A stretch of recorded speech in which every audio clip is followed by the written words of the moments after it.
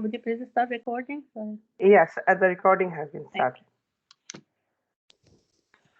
بسم الله الرحمن الرحيم اقرأ باسم ربك الذي خلق خلق الإنسان من علق اقرأ وربك الأكرم الذي علم بالقلم علم الإنسان ما لم يعلم كلا إن الإنسان ليطغى أن رآه استغنى إن إلى ربك الرجعى أرأيت الذي ينهى عبدا إذا صلى أرأيت إن كان على الهدى أو أمر بالتقوى أرأيت إن كذب وتولى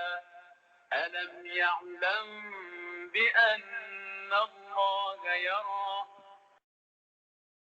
كلا لئن لم ينته لنسفعا بالناصية ناصية كاذبة خاطئة فليدع ناديه سندع الزبانية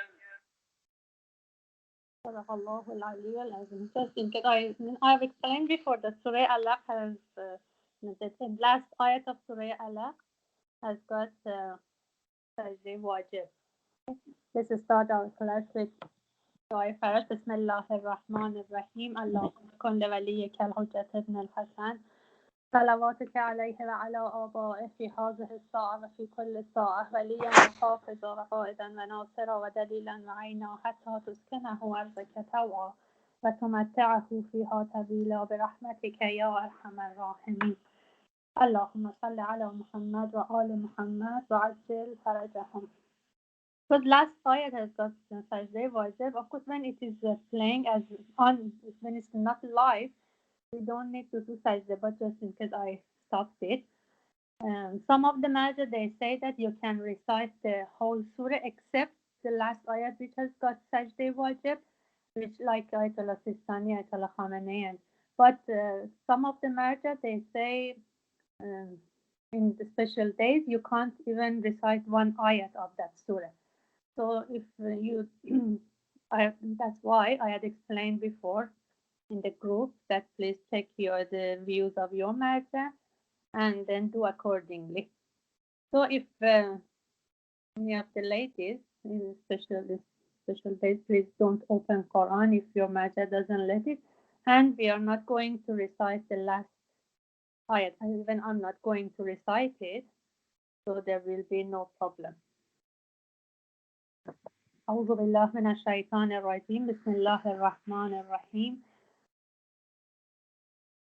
اقرأ باسم ربك الذي خلق. اقرأ means recite. It comes from قرأ. اقرأ. It's Allah is telling Prophet اقرأ باسم ربك الذي خلق. Recite in the name of your Rabb. خلق, who created. الذي, who خلق, created. خلق الإنسان من علق. Created mankind from a cloth. اقرأ وربك الأكرم. Recite, and your Rabb is most honorable, is most kareem, is most bountiful. الذي علم بالقلم, who by the pen taught the human being. علم الإنسان ما لم يعلم. He taught the human being what he did not know. Okay, Allah is saying to Prophet that recite in the name of your Rabb who created everything, and then in next ayah, خلق الإنسان من علق, created mankind from a cloth. And the third ayah, and I explained that the Surah Alaq, all the ayats are one group. So we don't have different groups of ayats. The whole surah is one group of ayats. In ayat number 3, اقرأ وربك الأكرم. This is parallel to the ayat number 1. In ayat number 1, Allah said, اقرأ باسم ربك الذي خلق. Now he's saying, اقرأ وربك الأكرم. In fact, Allah by الذي خلق and Akram describing the attributes of himself, the attributes of Rabb. ربك الذي خلق. ربك الأكرم. Allah wants to say that your Rabb is creator, khalaqa is khaliq, and besides that is akram. What does it mean? ربك الذي خلق, ربك الأكرم. Look, there is difference between Rabb and creator. Because creator is somebody who just makes something or creates something. But when Rabb, Allah, is creator, and Rabb means that he takes care of it. He is the owner of it. Rabb, the root of Rabb in Arabic means owner, means who takes care of his creation. So it's not just that he creates and leave us alone on ourselves. Leave the creations alone. No. Why? Because he is Akram. Akram, it means Akram is that when we say more, we know Karim, okay? And then when in Arabic, for example, in English, we say that beautiful, more beautiful, generous, more generous, or honorable, more honorable. This is that Akram is, in fact, in Arabic grammar, is like more something. For example, Akram is more Karim. It wants to say that Allah is more honorable and bountiful than just create and leave us alone on ourselves. الذي علم بالقلم, and by the pen taught the human being. When it comes to the point that allama, it means taught, this question comes to the mind that who did he teach? And what did he teach? In ayat 5, we can see the answers. علم الإنسان ما لم يعلم. Al-Rabb, Allah, taught mankind, insan. علم الإنسان means taught insan, mankind. ما لم يعلم. What did he teach? What he did not know, what mankind didn't know. What did we didn't know and what he taught? Why اقرأ باسم ربك الذي خلق? Quran. So he taught the contents of Quran. We didn't know, mankind didn't know. So Allah taught mankind what he didn't know. So twice Allah is telling Prophet Iqra, and every time he explains. And then in ayat number 6, Kalla innal insana layatqa. Kalla means nay, or despite this, or never, we can translate it. Nay, or despite this, the mankind and human being still tends to rebel, is rebellious. Layatqa. We say we had this word in Surah Fajr as well and other surahs. Taqawa. Taqawa in qain and waw in Arabic means rebelling. So layatqa, it means that still mankind is rebellious towards Quran, still doesn't want to accept it. Okay, why? Ayat 7. And ra'ahu stagna, because he considers himself self-sufficient. Stagna, qana, it comes from qana. It means that he thinks that he is free from want. Mankind thinks that he is independent. He doesn't need Allah. So Allah is telling, I tell you twice to Prophet that Iqra. And when you recite, what happens? What's the approach of people? When they hear you, do they approve you? Do they accept you? Kalla, innal insana layatqa. Still they don't accept and They don't want to accept and they are rebellious. Allah is saying, I tell you, O Prophet, I tell you to recite for them. And what is this reciting for? To teach them. To teach what? What they don't know. And I'm their Rab. I want to take care of them. I'm their owner. I want to teach them what they need in their life. But still they think, and ra'ahu istaghna, they think they don't need it.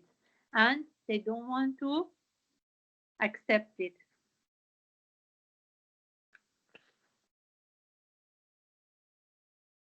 Because when mankind feels free from need, this free from need is not just money. Sometimes for mankind feels that, oh, we don't need others, we don't need science, for example, we don't need money, we don't need kindness, we don't need social relationship. And this is another need that insan thinks that, oh, I don't need Quran. And I know by worldly science I can achieve what I want to. Ayat number 8, Allah is saying, Inna ila rabbika ruj'a. Surely all things will return to your Rabb. Why Allah is saying that? In fact, it's a treat. Allah is treating mankind that, oh, mankind, be careful. You are going to, everything is going to come back to me and I know what to do with it. Roj'a, return. So it talks about ma'ad. So don't think that you will be free. No, you will come back to me. Everything come back to Rab. And ayat number 9. أَرَأَيْتَ الَّذِي يَنْهَى. When we are now in Surah Alaq, when we are reciting it now, still we don't know what's the environment. What when we studied the whole Surah of Alaq, then we can imagine what was the environment which Surah Alaq was revealed. Allah is saying, أَرَأَيْتَ الَّذِي يَنْهَى. أَرَأَيْتَ means have you seen, have you considered? الَّذِي who يَنْهَى, who forbids, who prohibits. Forbids from what? Ayat number 10. Abdan iza salla.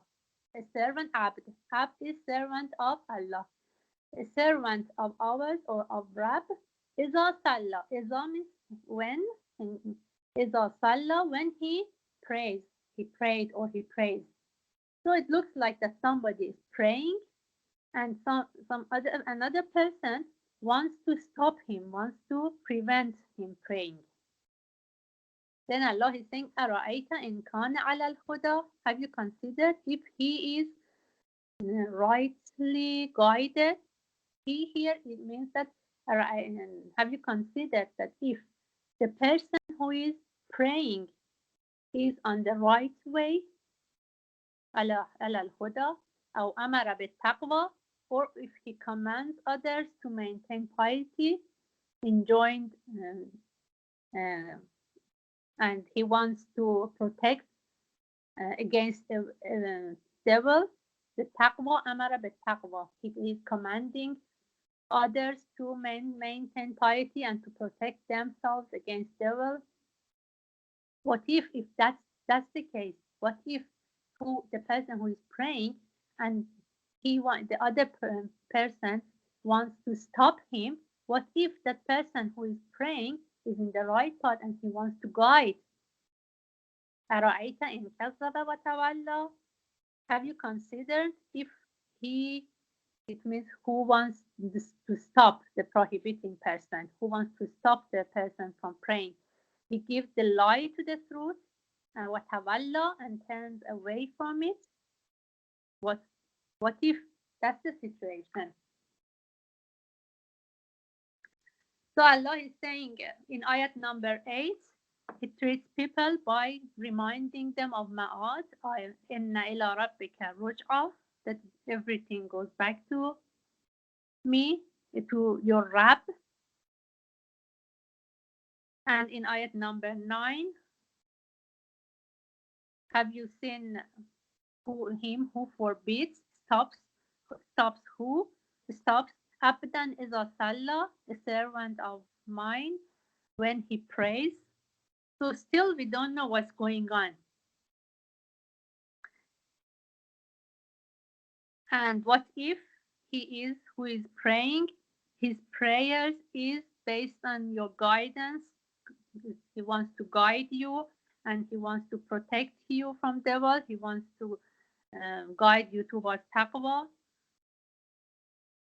And have you in ayat number 13, have you considered if this prohibiting person who wants to stop the other person is giving the lie to the truth, takzib, kazzaba wa tawalla. What if that's the situation? So up to here, what we understand is that somebody is praying and his prayers is based on guiding ala al-huda and amara bit-taqwa, and is based on guiding towards taqwa, protecting us from devils. And somebody else is stopping the praying person, and he is giving lie to the truth, and he turns away from taqwa. Up to this ayat, we understand it. And ara'ayta, later on we see that by the whole surah, we see that this ara'ayta in ayat number 9 and 11, Allah is talking to us. Allah wants to get views from mankind who listens to this, who recites this. And ayat number 14, Alam ya'lam bi'anna Allah yara, does he not realize that God sees him? Who doesn't realize? The person who stops the praying person. Doesn't he know that I am watching him? Allah is saying, doesn't he know that? Doesn't he realize that Allah sees him and watching him? Isn't he ashamed of Allah? And ayat number 15, كلا لئن لم ينتهي لنسفعا بالناصية. Allah is saying, wherever in Arabic we have kalla, that ayat, Allah wants to relate that ayat to previous ayats. So Allah is saying that, okay, if he does this, if he stops the praying person and he wants to stop his guidance and he turns away, what happens? Do we leave him on his own? Allah is saying never. Let him know that if he doesn't stop, lam yantahe, if he doesn't stop forbidding the prayer person, lanasfa'am bin nasiyah. What we do? We shall certainly drag him by his forelock. Nasiyah means forelock, the hair in front of his, on top of his forehead. And by this, Allah wants to say that we will not leave him on his own. Nasiyatin kazibatin khati'ah, a lying, sinful forelock.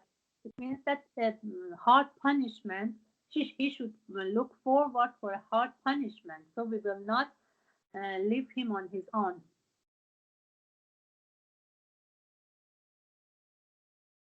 So it means that if somebody wants, if he wants to stop that praying person, he shouldn't think that, oh, there will be no punishment for him. There will be punishment, and according to ayat number 15 and 16, there will be a hard punishment. فَلْيَدْعُ نَادِيَهُ, then let him call on his associates for help. Let him call for help to those who support him, which I'll explain. Sanat Zabaniya. When he does that, when he calls on his associates for help, what I'll do, Allah is saying, we will call on the angels of punishment to deal with him. And ayat number 19, I just read the meaning. Nay, never obey him. Allah is telling Prophet, never obey him. Prostrate yourself, do sajdah, and try to come closer to Allah this way.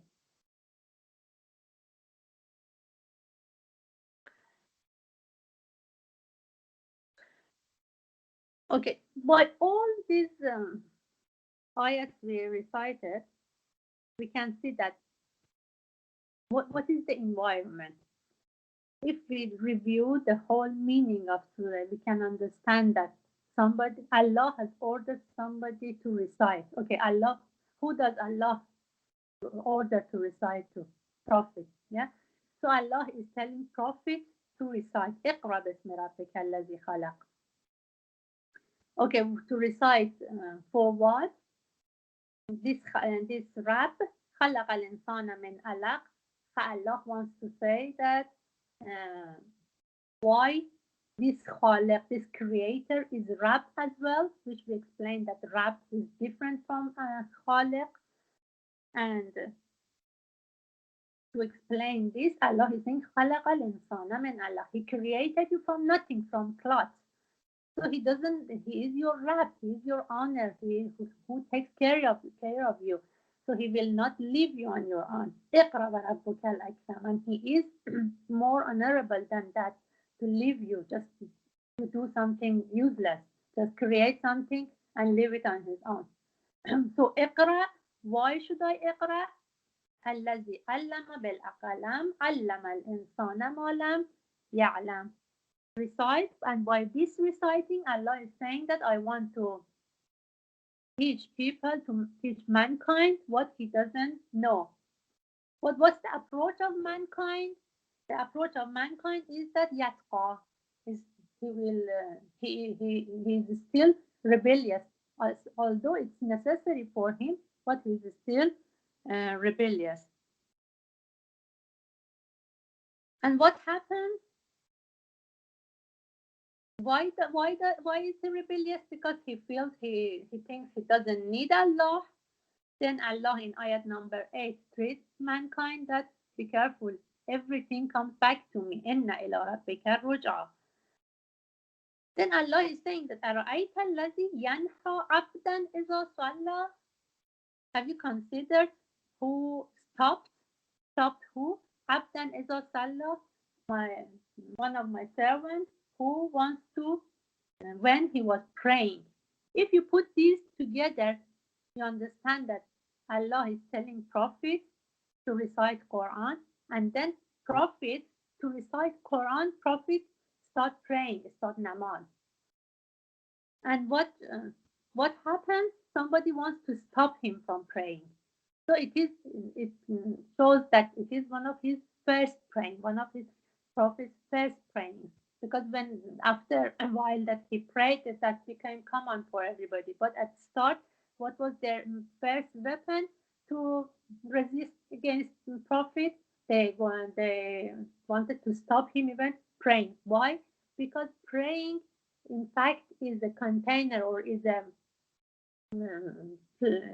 environment for reciting Quran. What do we do with praying? First in Surah Ham, Surah Tawhid, we are reciting Quran. So that's why it is said that it is very valuable and better if you want to recite Quran, recite in while you pray. For example, we can sit down and do rakat prayers, and then if we want to recite even one dose of Quran, one part of Quran, we recite after Surah Ham while in our prayer. So prayers, namaz, is a container to recite Quran in.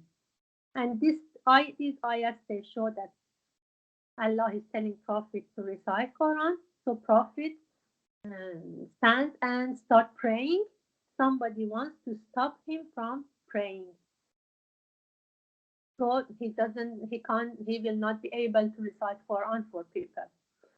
And there are lots of people watching. Why we say that? Because when Allah is saying that أَرَأَيْتَ الَّذِي يَنْهَى عَبْدًا إِذَا صَلَّى أَرَأَيْتَ إِنْ كَانَ عَلَى الْهُدَى. What if he is on the right path, prophet who is praying, he wants to guide people, أو أمر بالتقوى. And أَرَأَيْتَ إِنْ كَذَّبَ وَتَوَلَّى. Haven't you considered that if that person who wants to stop is the liar, who gives the lie to the truth? Alam ya'lam بأن الله يرى. Again, Allah treats that person that doesn't he know that Allah is watching him? Then Allah, when Allah says that what a hard punishment he should look forward. كلا لئن لم ينته لنسفعا بالناصية ناصية كاذبة خاطئة. We will certainly drag him by his forelock. We grab his front hair part of his head hair, and we push him to, for example, fire. Then Allah thinks فَلْيَدْعُ نَادِيَهُ. What does nadiyah mean? By this ayat, we understand that there are lots of people who are watching. In fact, I'm trying to make an imagination for you that what is going on in this surah. Allah has asked the Prophet to recite Quran.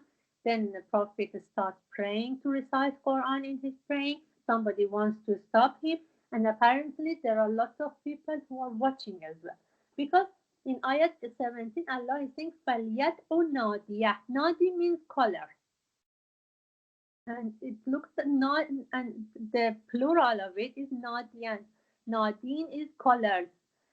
When Allah wants to say who they were calling him, that person who wants to stop al-Prophet from praying, it means who they were encouraging him. For example, like imagine, it's not, we don't want to bring an example, it's not, I want to bring an example of, for example, football player. But we say Bela Tashbih. So it's not that same example, or we don't, just to make it closer to mind. I explained that. For example, a game is going on, lots of people are watching, and they encourage the person, for example, who is playing. So he wants to, that person who is yanha, he wants to stop Prophet from praying, and lots of people, nadiyahu. Nadia means they are calling him, they are encouraging him. And then Allah is saying, فَلْيَدْعُ نَادِيَهُ. When we grab him and pull him towards fire, he calls those people who were watching and encouraging him. What we do, سَنَدْعُ الزَّبَانِيَةِ. In that case, when he calls his in his callers and his, for example, fans or those, we call the angels of punishment. We will call on the angel of punishment to deal with him. So this is the environment. Then Allah is saying in ayat number 19, which I don't recite the Arabic, Allah is saying that don't obey him. Oh Prophet, don't obey him. Don't be scared. Don't let him to stop you from praying. So carry on your praying. So why we emphasize on praying? Because abdan is a salah. In ayat 9 and 10, أَرَأَيْتَ الَّذِي يَنْهَى abdan is a salah. So carry on and don't obey him, don't listen to him, don't stop reciting because of him, and to go to sajdah and get closer to me. So it shows that sajdah is the position that gets us closer to Allah. This is a proof of Quran.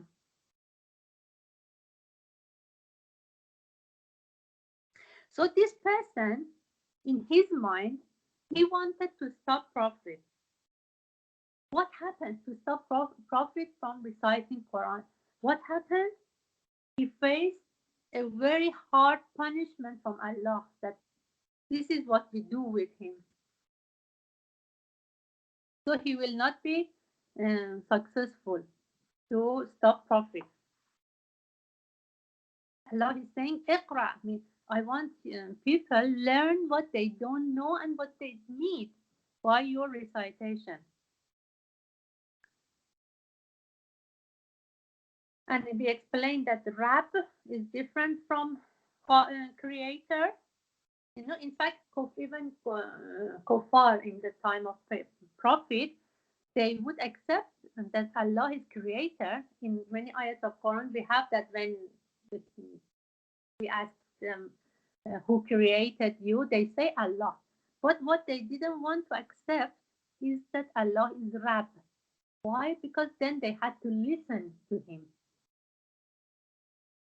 Because when Allah is Rabb and is owner, he can to Amr and Nahy. He can tell us what to do and what not to do, like parents. If somebody as a stranger tell our children that do this, do that, they don't listen. But parents have got the right to. So what the kuffar, they didn't want to accept that position of Allah, which is Rabb, but they did not have any problem with that He is Creator. So another point is that when that person wanted to stop profit, what did Allah did? Very hard approach. كلا لئن لم ينته لنسفعا بالناصية ناصية كاذبة خاطئة. Very hard approach and tough approach. He didn't say, okay, leave him alone, what he wants to say. What does it remind of you for you?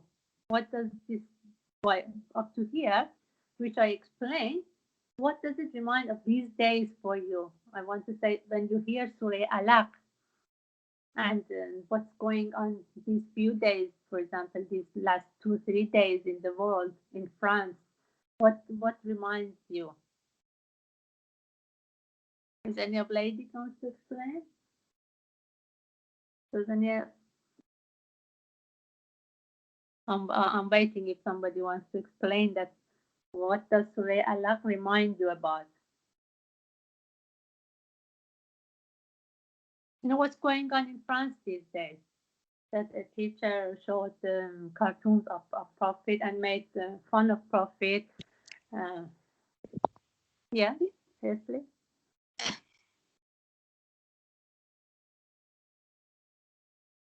Yeah, yes, sister, we have read it in the news, and also you sent a message this morning.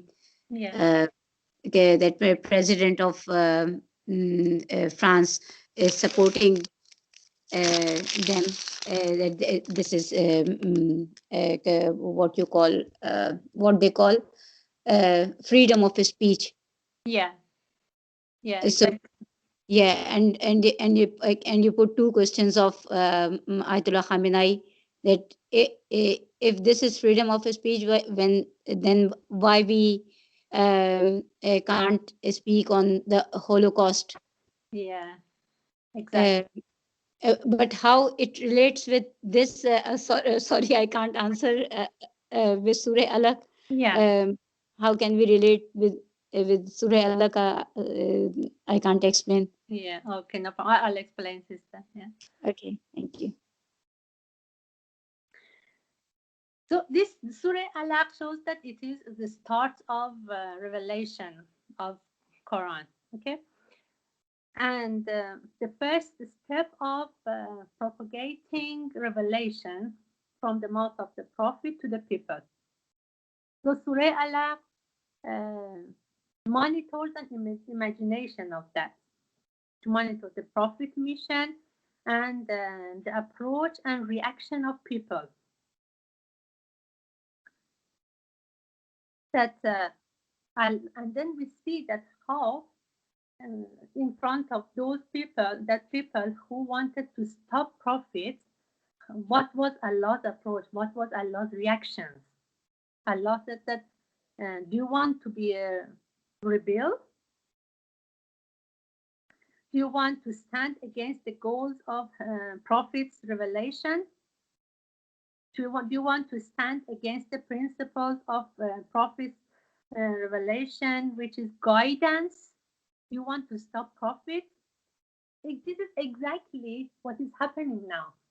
For example, in what happened in France last few days, and has happened many times. What do they want to do? They want to stop the message of Prophet be transferred to the world. So they want to show that, okay, it is nothing.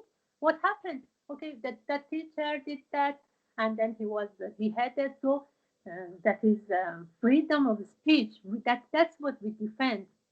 So exactly according to the message of Ayatollah Khamenei to the youths in France, which has been translated in different language, and I sent to the group the English one. And if you go to the website khamenei.ir, you can see in different parts of the website there are different languages, Urdu, English, French, and everything. You can see that this message has been translated to the youth. Go and ask your president that if it's freedom of speech, why whoever is talking against Holocaust and questions Holocaust, why do you imprison them? But when somebody talks about talks against Prophet, a holy person who majority of Muslims has chosen him as their leader, and when you disrespect him, that is freedom of speech. Ask them. So this is a warning to their youth. So what we should do is transfer at least the message of Ayatollah Khamenei to the youth, to the world in different languages. So they think about it, because what they hear from their social media is just one way. Oh, a teacher was beheaded, and Muslims are so tough. Islam is just the religion of terrorism. So that's the only thing they hear. Like when General Soleimani was martyred, what I searched in English, the only thing I could find was that, oh, he had killed lots of people. Oh, negative. And what's the problem? And especially their youths, they don't hear anything else, because as soon as they search, all these comes up, and that is our mission. What's the relationship between what's happening now and what happened in Surah Alaq? It is about that Prophet wanted to transfer the message of Allah. Is Quran related just to the time of Prophet? Of course not. This is the message of Allah for all the time and all the people in the world. So when somebody wants to stop it, even now, it is our mission to stand against them. So you can hear that people say that, oh, what's the reason to, for example, have demonstrations? What's the reason of standing against this and to be so? Why is the reason Muslims are angry? This is the reason, because this is what we have learned from Surah Alaq, that how Allah reacted.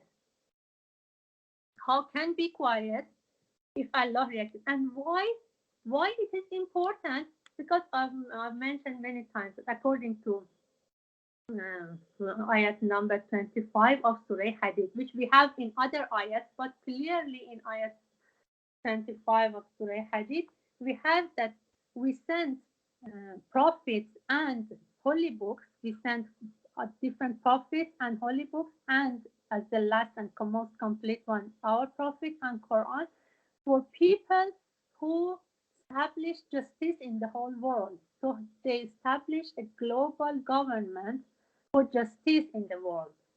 So if that happens, but the problem is that it hasn't become a priority in nobody's life. Why? Because we don't study Quran. We don't know what is exactly our mission according to Quran.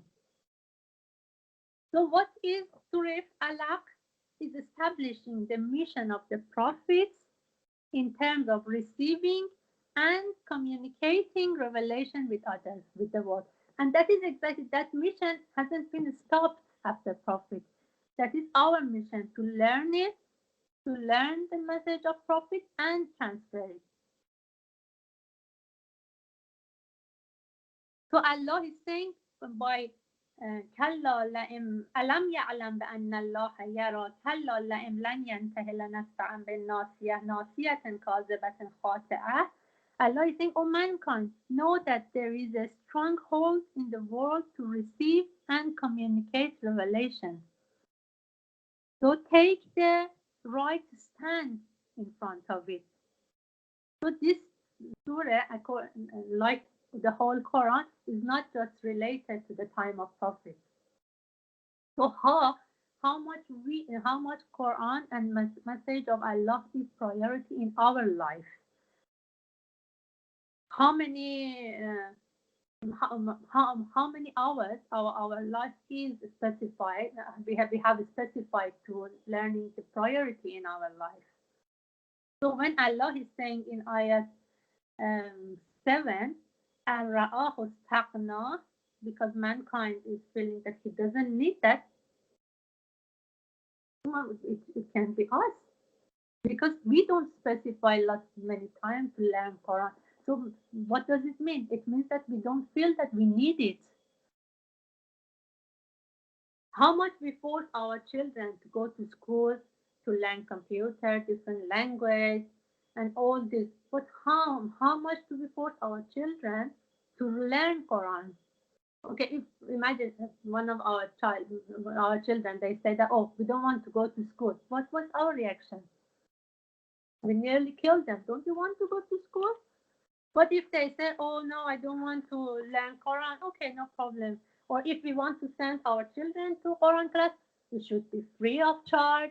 And if we have to pay for it, no, we don't send. Or our children get tired because they have lots of homework to do, and all these excuses.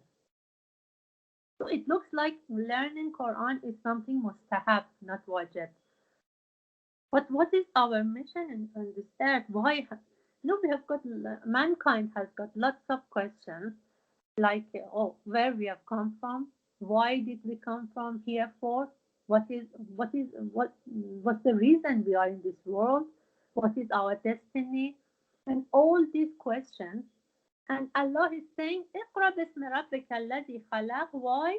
الذي علم بالقلم علم الإنسان ما لم يعلم. Because Allah wants to teach what we don't know.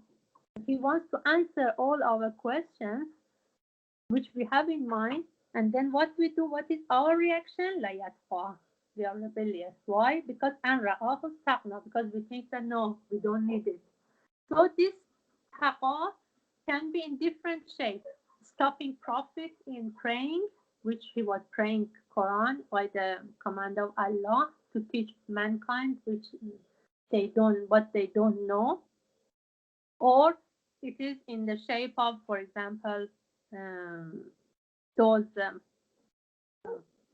for example, like what is going on now in different countries, or especially, for example, these few days in France, and what the Zionist wants to do, US wants to do, and superpowers who apparently they are superpowers, and who they handle the companies in the world.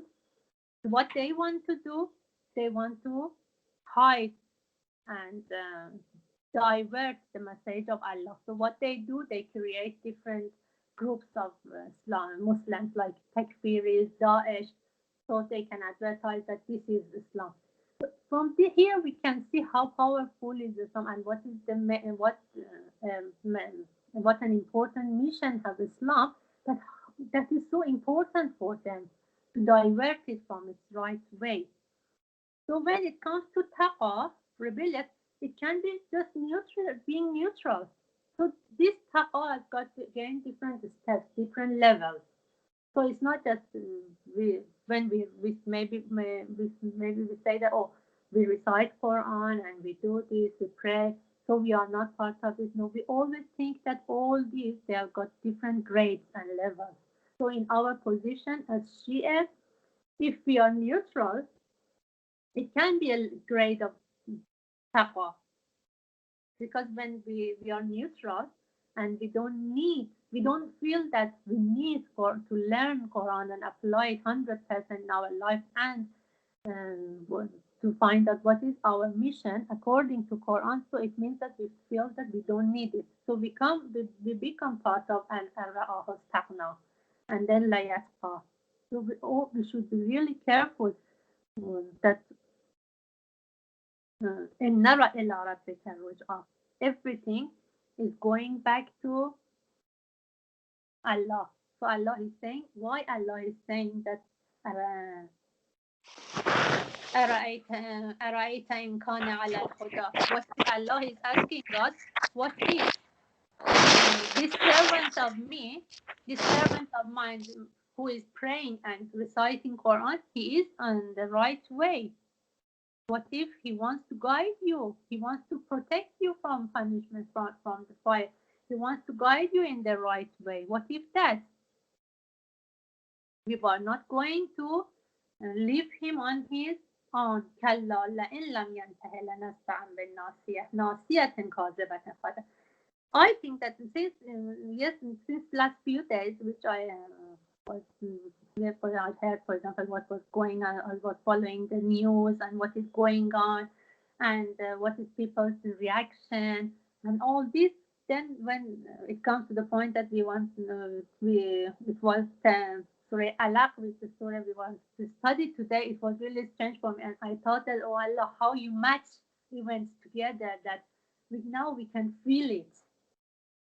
We have got an example in front of our eyes that we have got Macron, and it looks like that if we imagine that oh, somebody wants to pray and find somebody else, how he wants to stop the message of Allah to be transferred.